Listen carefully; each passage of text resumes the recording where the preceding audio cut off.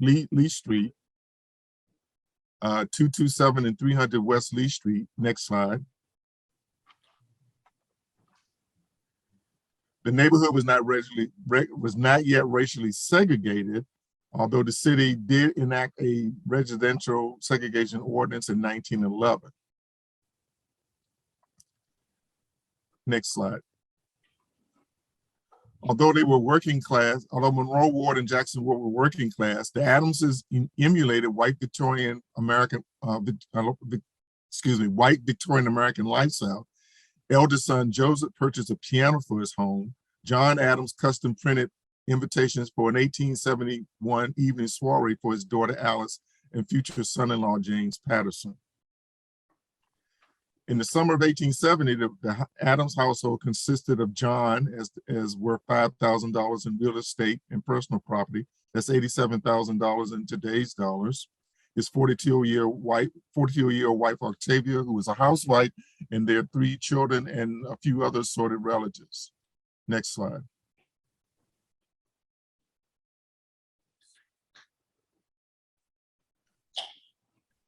Adams was one of Virginia's largest Black homeowners, property owner. He owned 21 houses and properties in Richmond, Petersburg, and Henrico County, some of which he later bequeathed exclusively to his wife Octavia to generate income during her widowhood.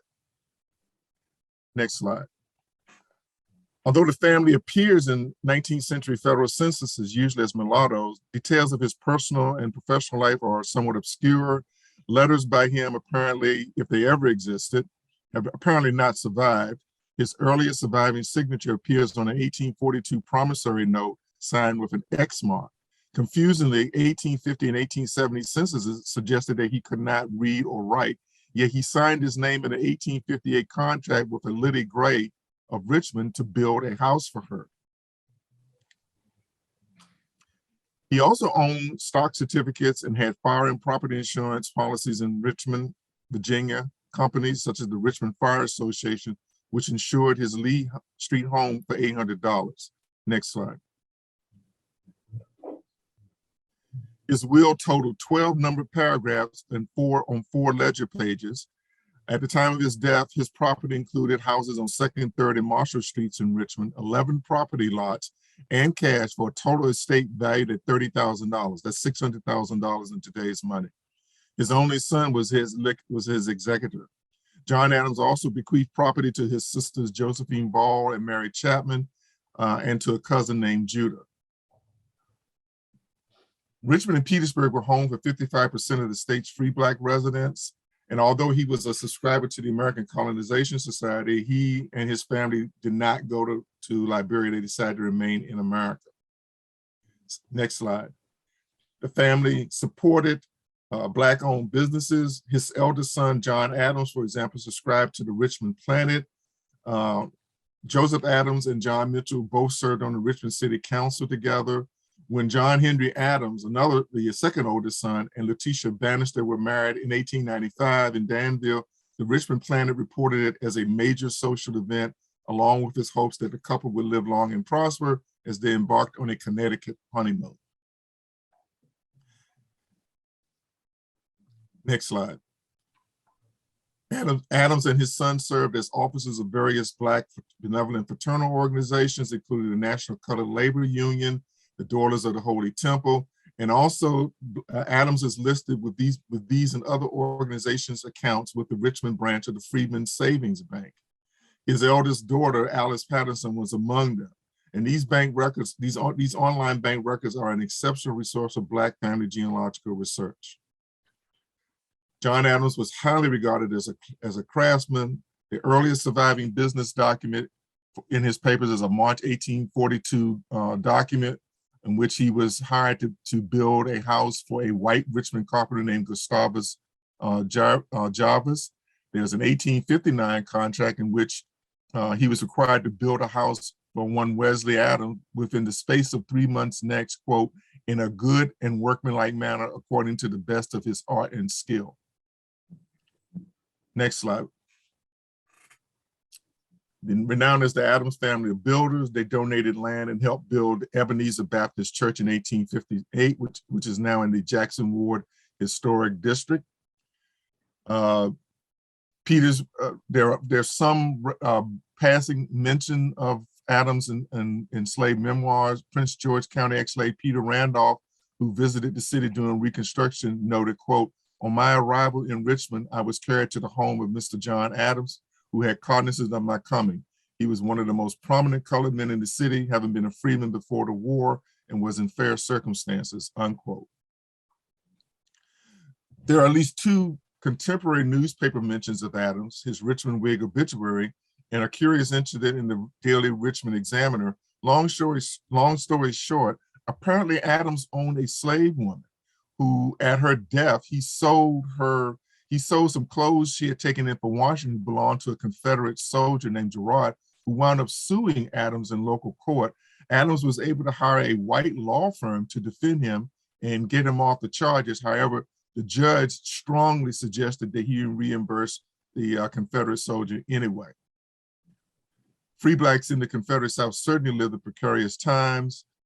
This lawsuit may have caused him to temporarily relocate from Richmond or keep a low profile, because for the remainder of the war and in the early years after the war, he is not listed among the colored or business sections of the city's post-war directorates. Another reason may have been because Confederate and state laws enable Black men to be drafted to work as military laborers. For example, Blacks in Richmond were rounded up at gunpoint by Confederate soldiers in October 1864. The Adams men apparently were not among them. Next slide. Adams managed his financial affairs by securing the services of white professionals. Dr. H. Wife Davis treated him, and the law firm of Marshall and Johns drafted his will at his direction during his final illnesses. A trio of official witnesses included Dr. Davis and Adams' brother Henry Adams, who noted, quote, "At the time of signing, suffering from impaired vision, said will was read slowly and distinctly to him before signing in our presence, and we subscribed it as witnesses at his request," unquote. Adams died at age 57 due to erysipelas, which is a skin bacterial infection, and he had been under Dr. Davis' care for nearly a year. At his death, John bequeathed his Marshall Street house solely to his widow, Octavia. Next slide. By 1880, she was living at her 227 Lee Street residence with her daughter Alice and son-in-law James Patterson and their 3 children, which included a 7-year-old namesake goddaughter named Octavia. Next slide. Octavia the elder also became a boarding house owner. This slide shows a letter from her real estate agents telling her that she needs to make repairs on certain homes in order to keep the present tenants. Next slide. African Americans have always been worried about respectful and secure barriers for their loved ones, and they've been especially vigilant against grave robbers who would sell corpses to medical schools like the University of Virginia for anatomical dissections. In keeping with community traditions, Adams' sons John, Henry, and Joseph ensured that he received a burial fitting his status as a family patriarch. His remains was placed in a metallic casket with a personalized nameplate. It was conveyed in a horse-drawn hearse to a bricked-up grave at the Union Mechanics Burial Ground. Altogether, the funeral expenses for John Adams in 1873 were $326. That's equivalent to nearly $7,000 in today's money. Next slide, please. Three generations of Adams family naming practices included fathers, sons, and grandsons named John, daughters, grandmothers, and granddaughters, and nieces named Octavia and Alice, fathers and sons named Joseph, aunts, nieces named Deborah, uncles and nephews named Henry. Customary occupations were passed down from father to son as plasterer and blacksmith. Among mothers, daughters, and siblings, they passed down occupations of school teachers and domestics. Next slide, please. Of John and Octavia's 3 surviving children, eldest son John became a plasterer. He has a respectable monument at his grave. He and his wife Cora had 4 sons. One of the sons was one of the first attendees at Naval Hill School, which was one of Richmond's finest Black schools. 90% of the Adams paper pertains to Joseph and Cora's financial and legal papers, including her bank book. Next slide, please. Second son and the family's most famous member is John Henry Adams, 1847 to 1934, who was a Lincoln College University graduate in 1869 and served as a Richmond alderman and councilman during the 1880s. After his 1895 wedding to his second wife, Letitia Bannister, he worked there as a plasterer until her death. He later retired to Richmond and died at the home of his niece, Octavia Hughes. He's among the few Black Virginians who held elective office during the 19th century. He and his father usually mentioned together in several monographs, such as Luther Porter Jackson's Study of Black Office Holders and the Dictionary of Virginia Biography. John and Octavia's eldest daughter, Alice Elizabeth Adams Patterson, married a Richmond blacksmith named James Patterson, whom she survived. Her online 1872 Freedom's Bank account record, which was on the previous slide, indicates her age, occupation, marital status, and that she and her husband resided with her parents. Next slide. Alice's eldest daughter, Octavia Patterson Hughes, became a Richmond school teacher, and she married a waiter named Luke Henry Thomas, who obituary appeared in the Richmond Times-Dispatch in 1847. He and Alice's unmarried second daughter, Alice Deborah Patterson, also became a school teacher like her older sister and taught at Booker T. Washington High School. She has, next slide. This is something I haven't figured out. She has 3 gravestones in Evergreen Cemetery. I haven't quite figured that out yet. Her and her sister's only brother, George Patterson, worked as a blacksmith as his father. Next slide, please. Adams family members were buried in Richmond's Evergreen Cemetery, and state mandated death certificates were submitted by them. Octavia Hughes had the unfortunate duty of submitting death certificates for her mother, uncle, sister, and husband between the 1920s and 1940s. Now I briefly turn to how we acquired these papers at the University of Virginia. Some details I'm going to have to leave confidential because the previous owner was still very much alive and kicking. Allegedly, these papers were found at a barn during an estate auction. The person who purchased it was a white person, and she arranged these very carefully in 1,200 items in plastic sheets and 3-ring binders, and offered them to UVA for about $7,800. We made a counter offer. She wasn't happy with it. I exercised patience and professionalism by providing her contact information of 11 other institutions, none of which were interested in buying the collection because they pled poverty, but they were interested in as a gift or a loan. Many of the general public assumes every 19th century document is worth enough for an immediate retirement or sending the kids to college. So long story short, after much negotiations, the price was knocked down and the university finally purchased the papers in 1997, about $800 less than what the owner had asked for.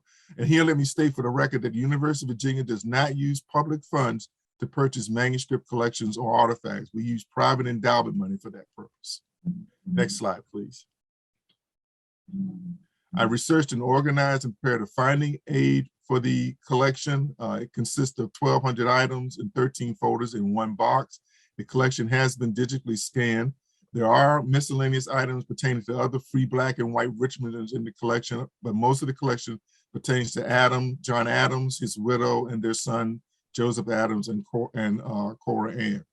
The University of Virginia's Virgo online catalog includes the collection, and a link to its searchable guide is available at the Virginia Heritage Database. Just type in John Adams 11078. Next slide. Within 50 years of his death, John Adams attracted historians' attention. First with Arethia's Ambush Tale of the Negro in the Reconstruction of Virginia, followed by Our Berlin Slave Without Masters in 1974, which described him as one of the wealthiest free Negroes in Virginia. A 1988 Valentine Museum exhibition on Black life included a photograph of the Lee family home, which I showed in the earlier slide. My own book, Black Confederates and Afro-Yankees in Civil War Virginia, discussed the Confederate soldiers' lawsuit against Adams.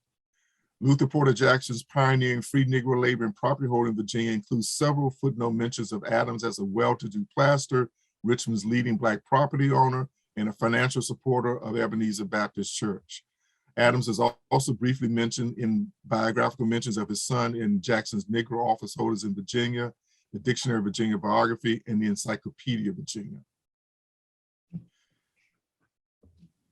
Social historians' rewriting of race, place, and history has shown free Blacks as, quote, conscious beings actively involved in shaping their own lives. With all the obstacles before them, the wonder was that as a group they accomplished as much as they did, unquote. John Adams and other well-to-do free Blacks have considerable standing in their own communities, and some whites grudge and respect, but were not exempt from racism nor recognized as first Black families of Virginia.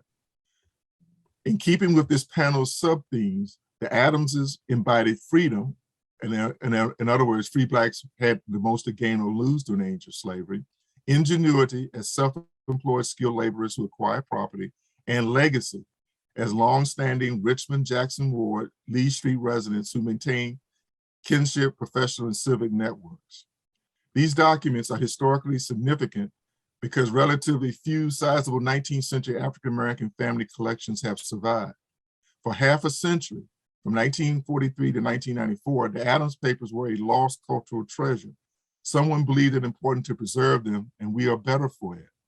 Our duty as scholars is to democratize the documentary record and reclaim and revalue Black history makers as more than just obscure footnotes across Virginia's historical and cultural landscape. Next slide. Mindful of this symposium's Black male theme, my presentation is dedicated to my late father, Ervin Sr., who was not the greatest dad in the world, but he was to me. Thanks, Dad, and thank you, ladies and gentlemen.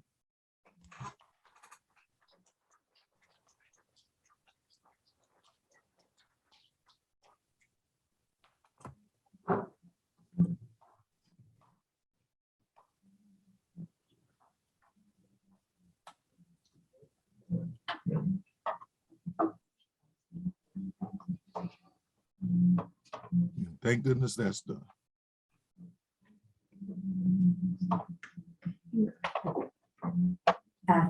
Thank you so much, Professor Jordan. Our next speaker is Rachel Finch. Rachel is the Senior Director of Preservation and Education for the Heritage Foundation of Williamson County, Tennessee.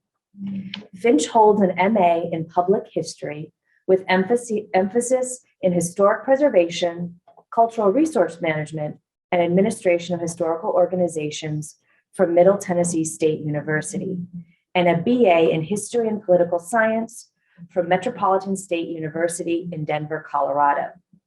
Finch currently serves on the membership committee for the National Preservation Partner Networks, the board of directors for the Franklin Civil War Roundtable, and chairs the City of Franklin's Civil War Historic Commission. Finch appeared in several award-winning documentaries, including The American South as We Know It and Desperate Days, The Last Hope for the Confederacy. Let's welcome Ms. Finch.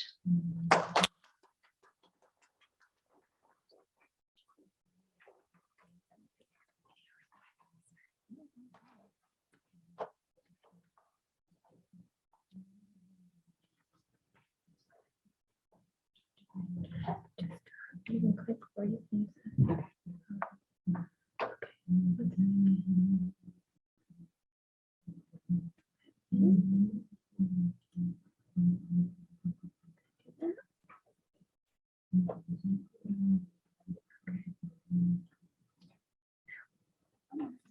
Technology.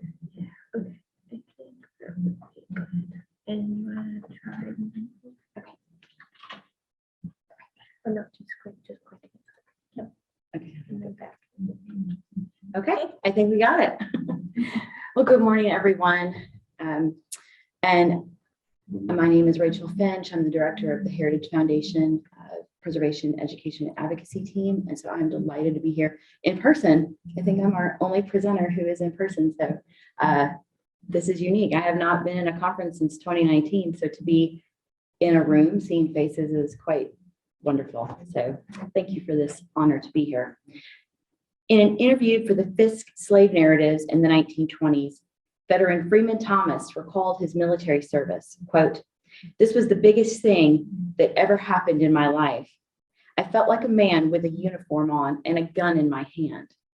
Several decades before, Freeman Thomas was enslaved.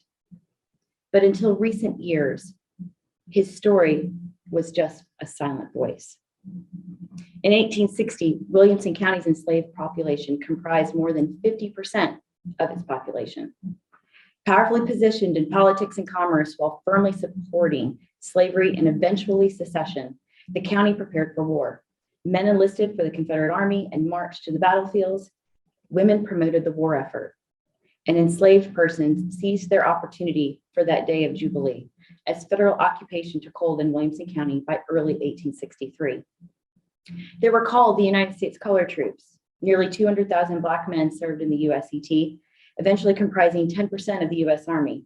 And over 300 men from Williamson County freed themselves by joining the USET and the US Colored Navy via the Provost Marshal's office in the Williamson County Courthouse. And in August of 1863, Company A of the 13th USET in Franklin, with the USC, or formed in Franklin, and with the USET occupational presence beginning in the spring of 1864 throughout the fall of 1865.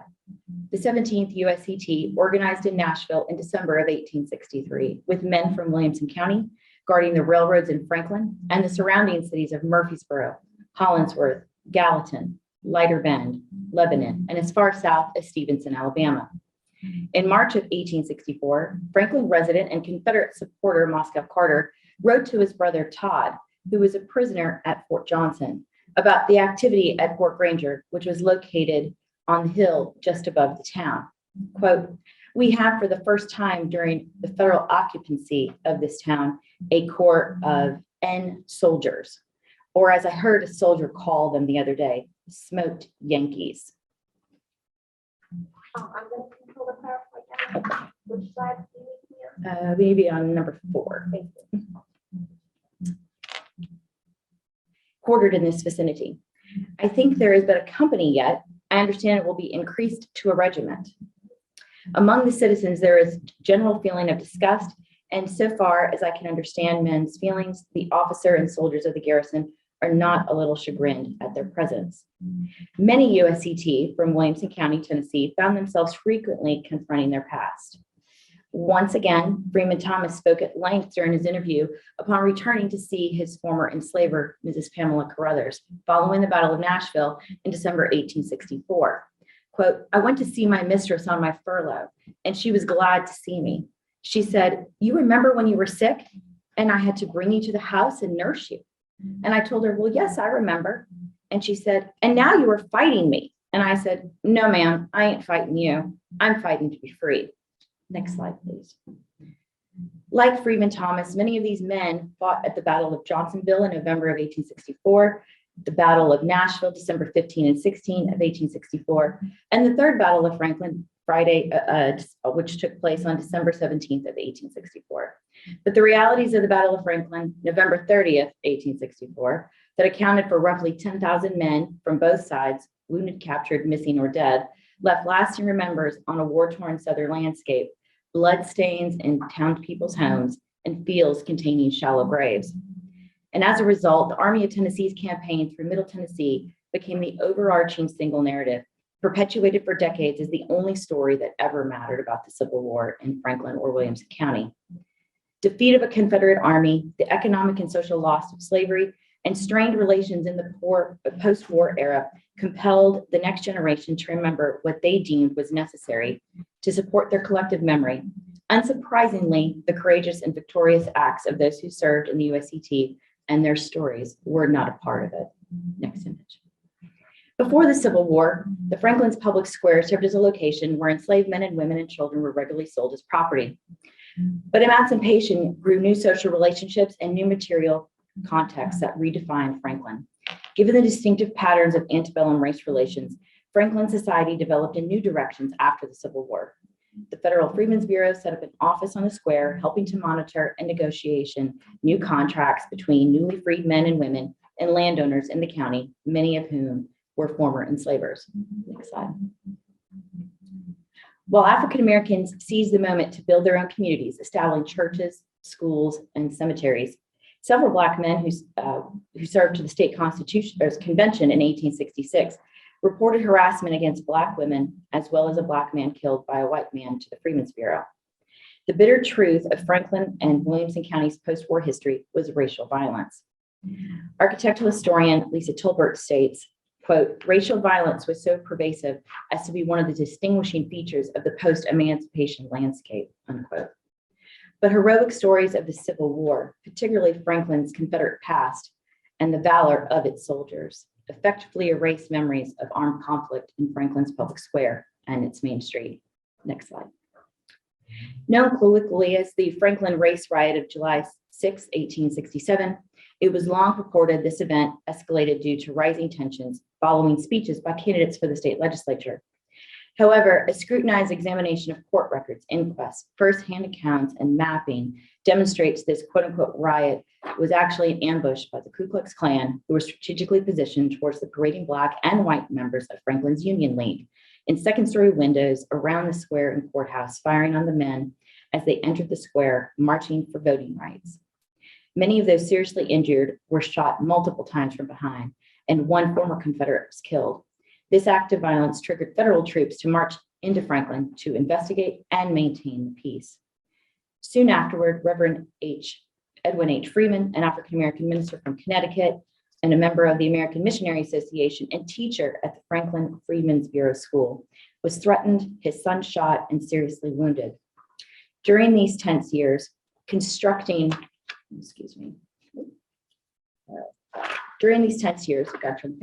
following Reconstruction, the courthouse would be the scene of multiple lynchings until the early 20th century. Next slide. In spite of the realities and the racial challenges, African Americans in Franklin quickly plotted out neighborhoods within the townscape. As early as 1869, William Perkins purchased a house on 2nd Avenue South from his former enslaver, William O'Neill Perkins. In Freedom, William Perkins became a pastor and organized Franklin's first African-American church in 1865, the Franklin Primitive Baptist. By 1910, though, this neighborhood was referred to as Bucket of Blood, a name that originated either with a fight in a pool hall, as the story goes, or to the slaughterhouses in the neighborhood. Many of the workers lived in tenant housing, denoted on city maps as quote-unquote Negro shanties or Negro dwellings, owned by the various industry complexes. Next slide. The corner of 2nd Avenue South in Franklin and Church Street was the home of the White Methodist Church from 1830 to 1873. Heavily damaged during the war and in need of extensive repairs, that congregation opted to sell the building and construct a new one off of 5th Avenue. So in 1873, they sold Shorter Chapel AME and an African-American congregation that formed in 1867. And in 1925, Shorter Chapel dismantled that building and carted it off to the Natchez district, constructing their new church from the very bricks made nearly a century before by their enslaved ancestors. Next slide.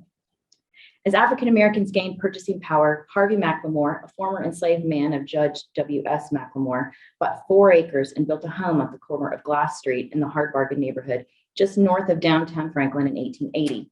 Harvey was quite a successful local businessman, and the home stayed in his family for 117 years. The home and neighborhood remained surrounded by the churches, including the Primitive Baptist Church to the north and St. John's Episcopal to the east. In the 1990s, the Mclemore house was slated for demolition, and it was saved by the Heritage Foundation of Williamson County and then sold to the African American Heritage Society for $1. And today, the Mclemore house is owned by the African American Heritage Society, and it tells the story of Harvey, his family, and the neighborhood's cultural and architectural resiliency. In 1863, Allen Nelson Carruthers, many know him as A.N.C. Williams, opened the first African-American business in downtown Franklin, operating a shoe repair shop on the square with African-American preacher William Perkins, whom I mentioned earlier. As one of Franklin's most prominent African-American entrepreneurs, Williams purchased site near present-day 4th Avenue after the Civil War. And he constructed a building and opened a general merchandise store. He operated this store for 64 years, openly catering to both Black and white patrons despite Jim Crow laws and segregation. And due to failing health, he retired in 1928. And as the oldest continually operating merchant on Main Street, he had a successful store for over 60 years. And he was the only African-American to ever do so. Next slide.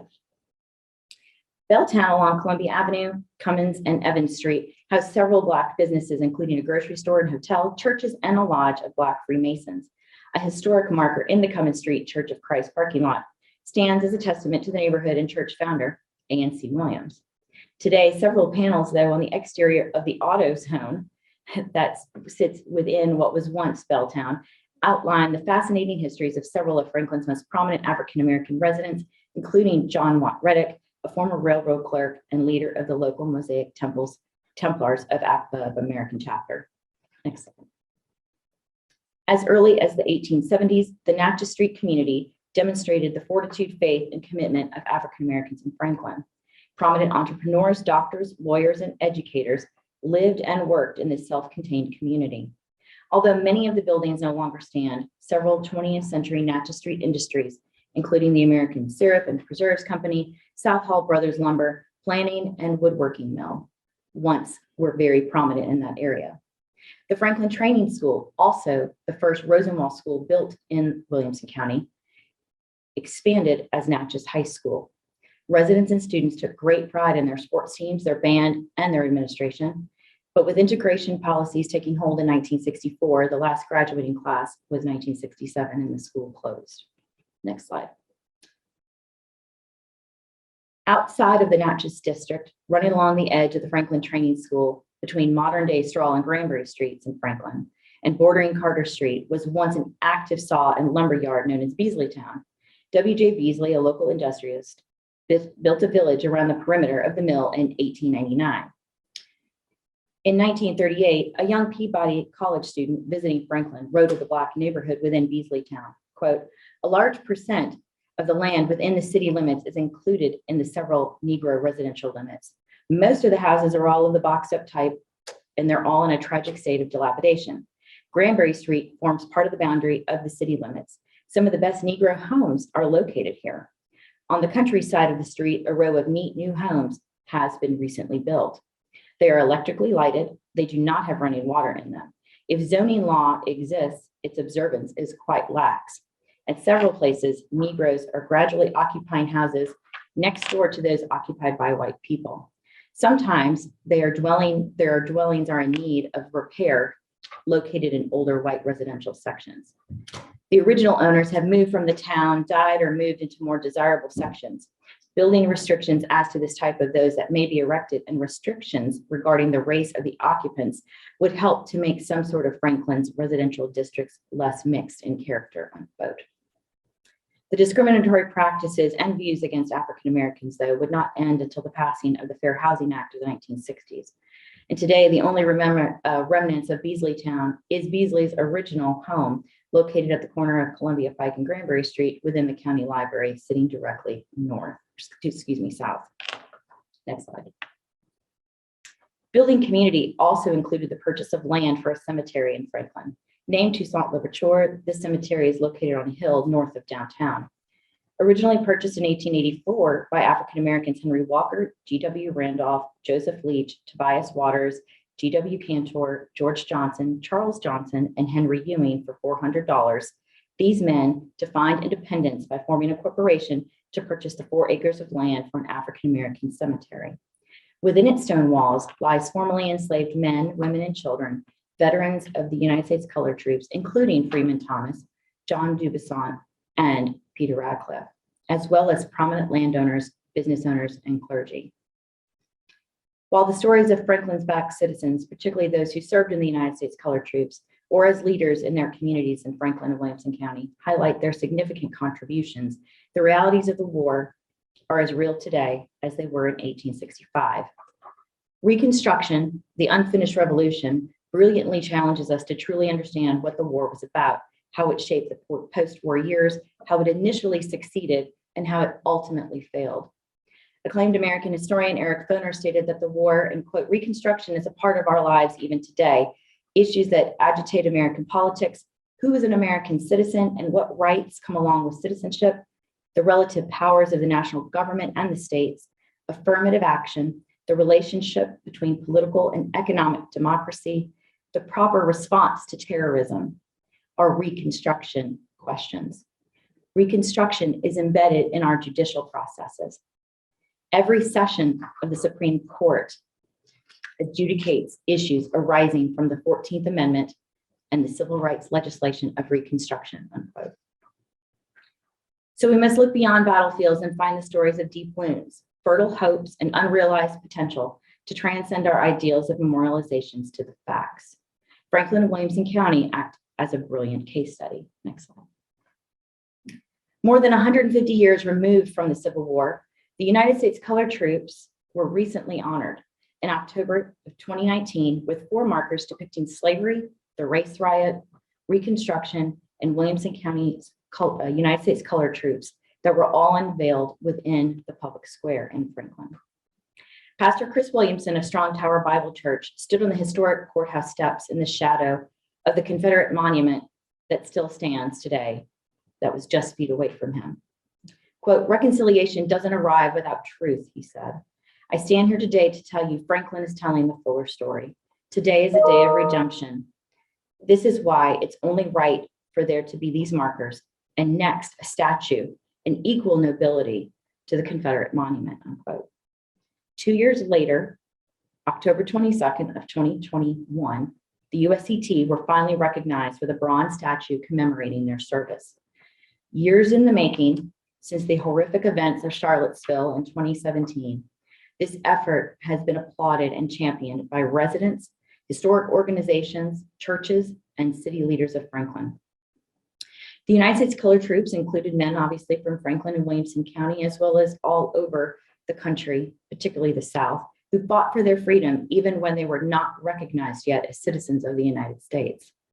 For the first time in Franklin city history, the statue now stands on the historic square and is the showpiece of the Fuller Story Project, which was launched to tell a more inclusive and accurate city history. So finally, we hear the voices long left out and intentionally removed from the narrative.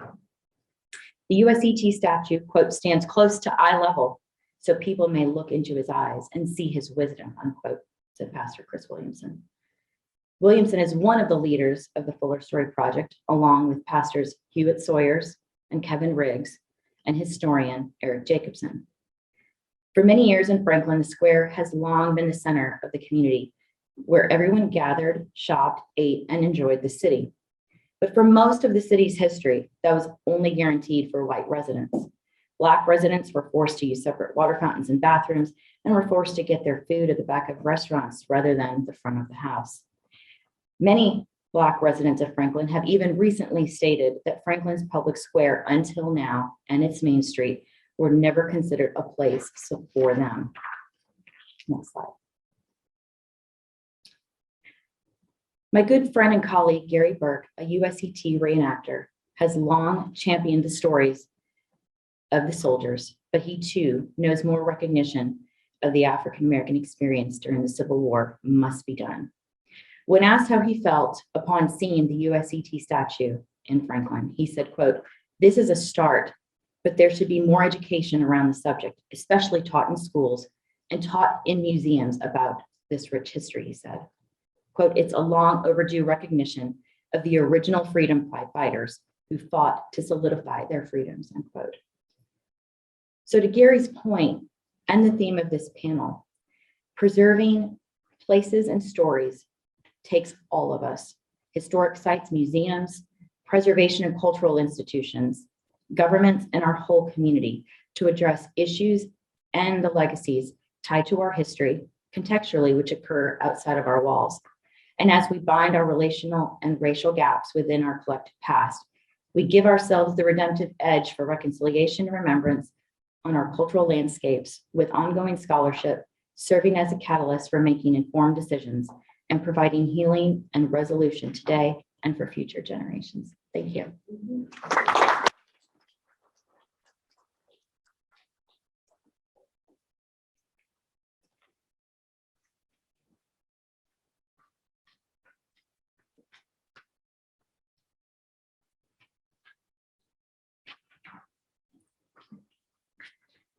Thank you so much. Thank you very much. It was wonderful. Our final speaker is Jackson Elliott Cantrell. Based in Florence, Italy, Jackson Cantrell is a National Merit Scholar with Florida State University's international programs. Recently named by PBS as a Louisiana Young Hero, Jack is recognized for his historical research, publications, and advocacy. In 2019, Cantrell installed commemorative markers to honor formerly unknown enslaved and Native groups at Fontainebleau State Park. In 2020, the grounds of Fontainebleau came under threat of being developed into a resort complex. Jack's advocacy in legislative testimony, public speaking, and application to the National Trust for Historic Preservation helped safeguard the site. His lifelong passion for preserving the dignity of all peoples comes from his older brother, Cole. Born with significant developmental disabilities, he inspired Jack to serve as special education advocate with Louisiana Legislative Youth Advisory Council. Mutual respect and Sankofa guide him. Welcome, Mr. Cantrell. Hi there, I'm Jackson Cantrell. I regret that I cannot be joining you all live today, but I do believe that the legacy of these individuals needs to be remembered and to be shared. Therefore, I've prepared this recording for your benefit and for theirs. Please bear with me one moment.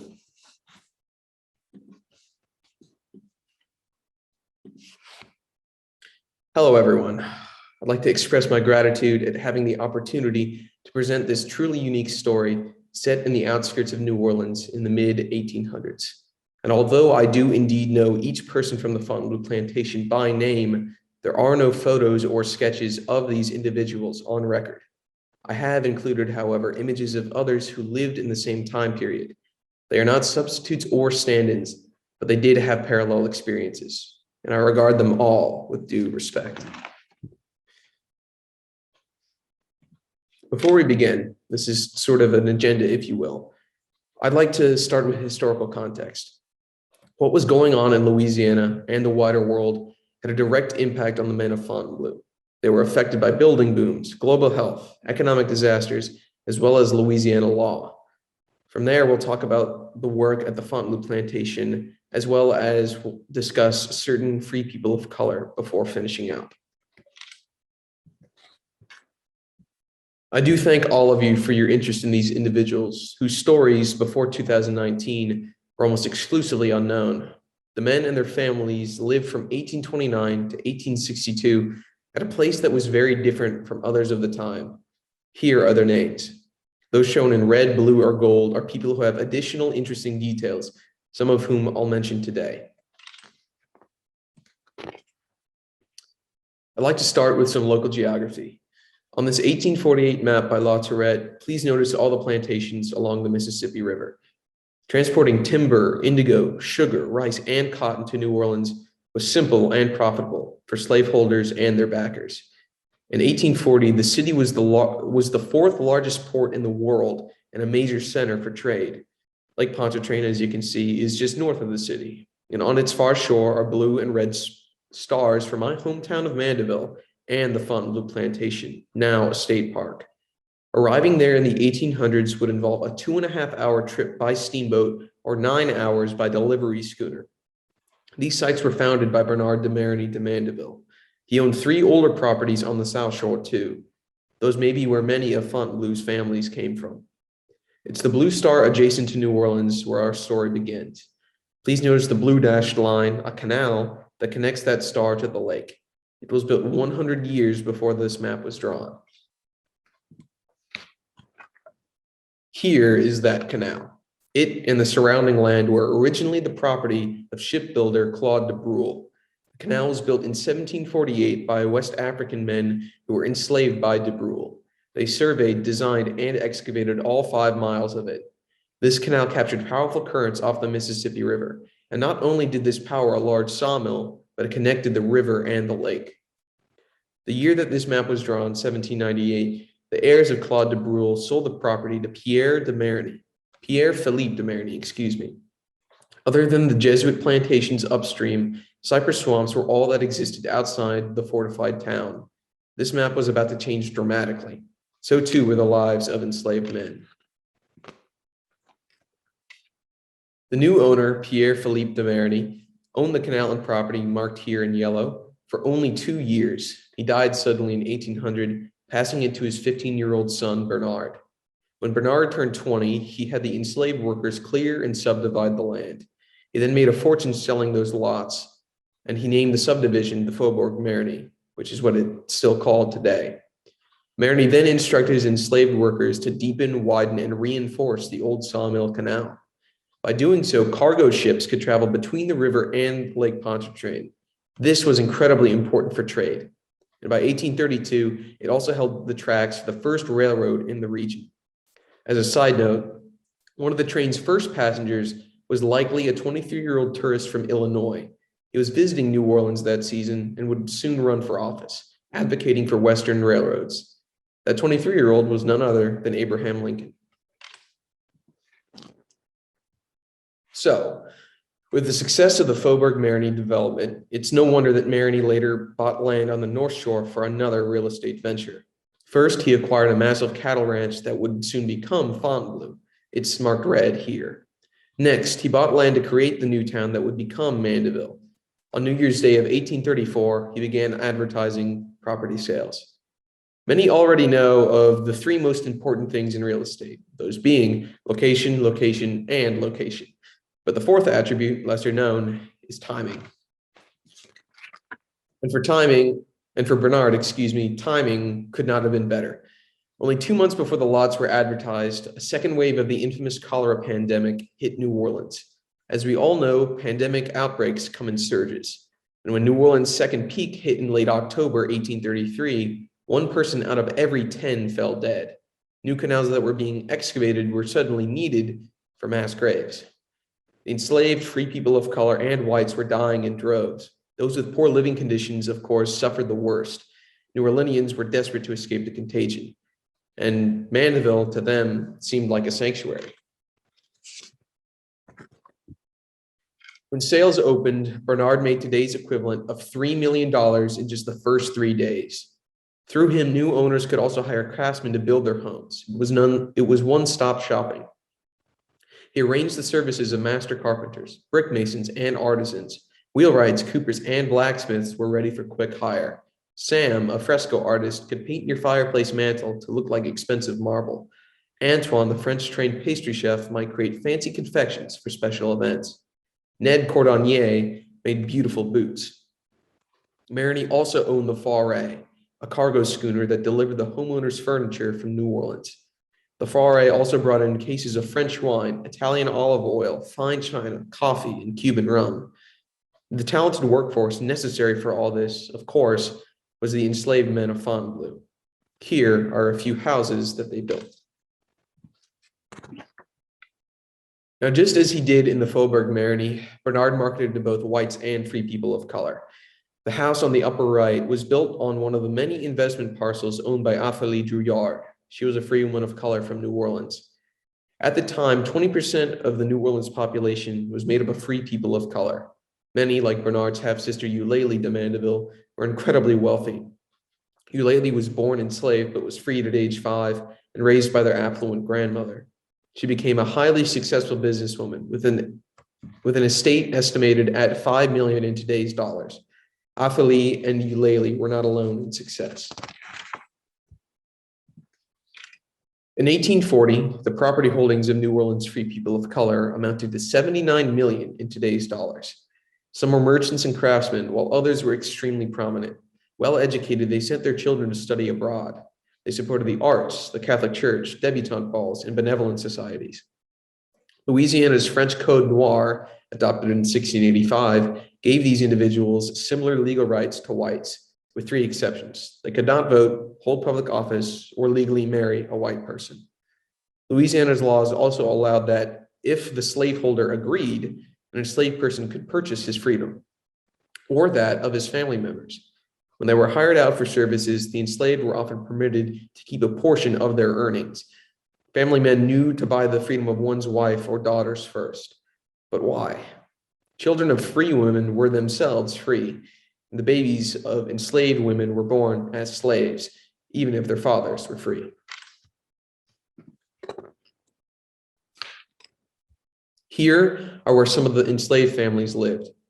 These are enslaved quarters at the Whitney and Evergreen plantations. If you've ever seen the movie Django Unchained, or if you watch the upcoming film Emancipation, you'll instantly recognize Evergreen. Its cabins in Oak Alley are identical to those that existed at Fontainebleau. Fontainebleau is on the right. Its quarters were washed away by hurricanes, but underneath the roots of the Oak Alley, you can still see remnants of the brick chimney hearths. In 1840, 20 double cabins and 2 singles housed 153 enslaved family members at Fontainebleau.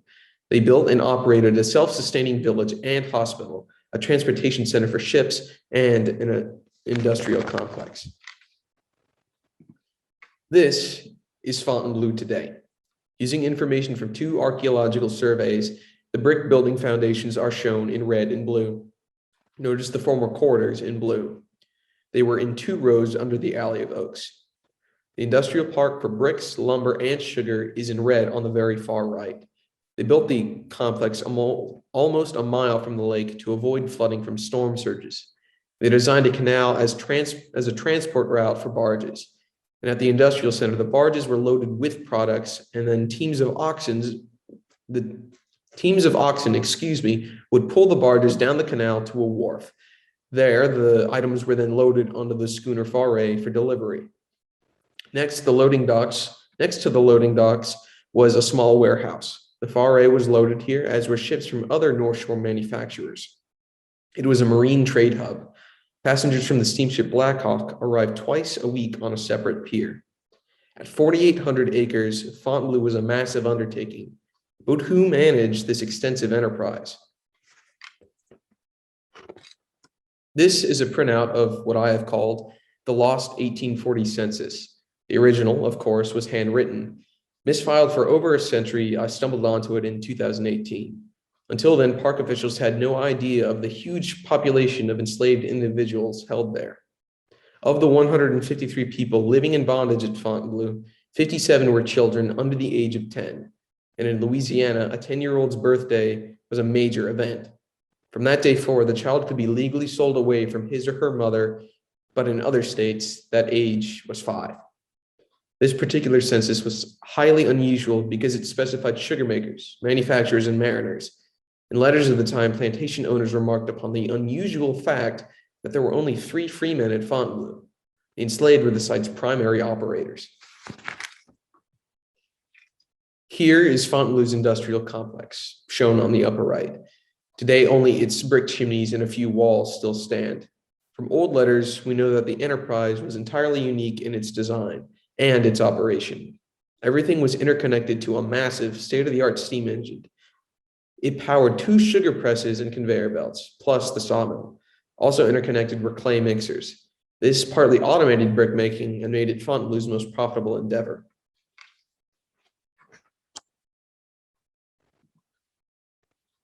Once the bricks and other products were manufactured, they were barged down the canal to the schooner. A 10-man crew of navigators then sailed them to New Orleans and likely returned the following day. Although I had known about the delivery schooner Faray until I found the misfiled census from 1840, it never dawned on me that the crew sailing it for decades were enslaved men. I went and checked sales records from 1852, and sure enough, they were there again. I was 16 when I found this information, and I found myself asking, why? Why didn't these men take the ship and make a run for it? And while we can never know for certain, I am of the opinion that they stayed for their families. Here are their families, listed by name as collateral on 6 separate loans. When the 1837 economic crisis hit the nation, it lasted for 14 years. Businesses across the country failed by the thousands. Property owners mortgaged their holdings, including the enslaved. Fontainebleau's families were mortgaged 6 different times before being sold off. Less than half remained on site. You'll remember that the census didn't show people by name. Banks, however, insisted that names be recorded, even those of newborns. Should shareholders need to foreclose and seize the quote-unquote property, they wanted each person differentiated by monetary value. Antoine, the pastry chef, and Sam, the fresco painter, would fetch more at auction than field hands. The translators, Amy Kentucky and Lucille Americain, were even more valuable. So too were the schooner captains Ned and Valerie. Frosine was 40 years old, but the fact that her youngest child was only 6 months old meant that she could still bear children. As in 1808, it became illegal to import slaves from outside the US, women were more valuable if they could reproduce. Let's consider the toddlers named Israel and Lisa. Their 29-year-old mom was named Mary Bill. Children had far less market value than adults, but they were bundled with the grown-ups as specie on the loan. Investors preferred that groups of enslaved people be mortgaged together. In the event of injury or death of a high-value person, banks could spread their risk across a group. It functioned just like a mutual fund. The idea started with life insurance on human cargo in the transatlantic slave trade. The best way to research the enslaved, unfortunately, is to follow the money. I'd like to go back now and talk more about the navigators. When I was first reading through Fontainebleau's mortgages, I came to find out that Ned and Valerie Golet weren't in fact brothers, but schooner captains, as the French word for schooner is golet. I was surprised to learn about them and their crew, but as it turns out, I should have been surprised, and I should have known better. Mariners of color were very common in that time period. And by the 1820s, 20% of all US sailors were African Americans. Many were enslaved men hired out for fees. Others were free men who carried papers with them while in ports like New Orleans, showing their legal status. Steamships, regardless of who their crews were important in the slave trade. Between the years 1800 and 1862, more than 70,000 enslaved individuals were bound and shipped to New Orleans by steamboat. Before and after the Civil War, hundreds of enslaved and free men of color also worked as master shipbuilders, caulkers, and steamboat engineers. They served as steamship captains, like Gilbert Burton, but also commanded schooners and barges throughout the Gulf Coast. One local lumber company employed 40 such captains to run its entire fleet of lumber schooners.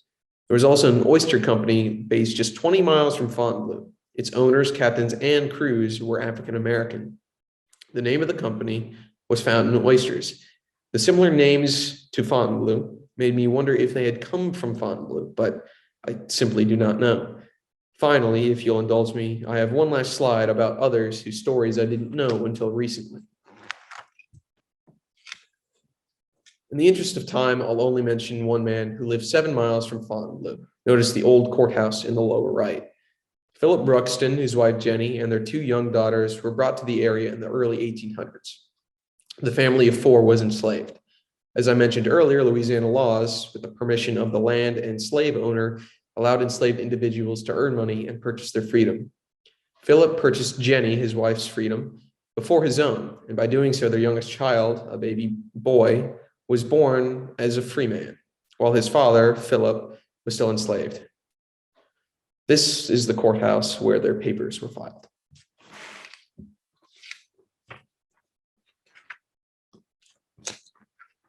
In closing, I hope these stories about the men of Fontainebleau and beyond might resound with you, but it's the people who live so near my home that mean the most to me. When I installed this marker in 2019, my simple goal was to honor those whose lives lay unknown. And my wish remains to honor the families of Fontainebleau and beyond. By you listening in today, I hope that together we have all helped cement their legacy for future generations. Thank you for your time. Have a nice day.